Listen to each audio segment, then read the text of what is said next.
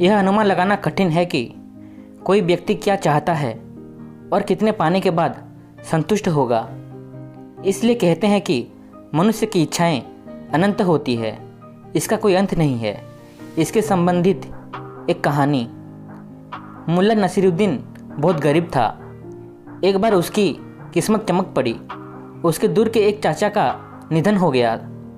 उसने अपनी वसीयत में मुल्ला के नाम पर अपनी अपार संपत्ति लिख गए थे। जब यह खबर मुल्ला तक पहुंची तो वो बहुत खुश हुआ।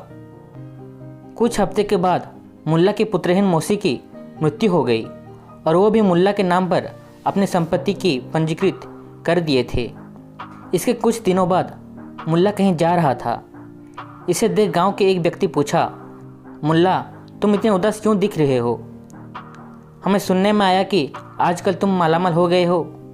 मुल्ला ने कहा, आपने सही सुना, लेकिन मेरा दुख इस बात का है कि मौसी को गुजरे हुए 1 महीना हो गया। ईश्वर उनकी आत्मा को शांति दे।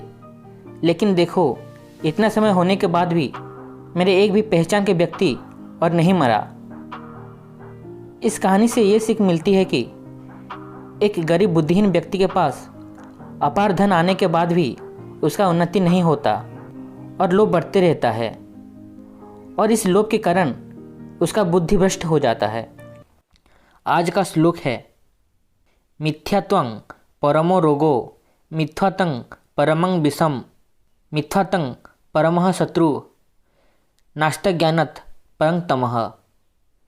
इसका अर्थ यह है कि मिथ्या परम रोग है, मिथ्या परम जहर है, मिथ्या प्रधान शत्रु है और इस मिथ्या से बढ़कर मूर्खता नहीं है।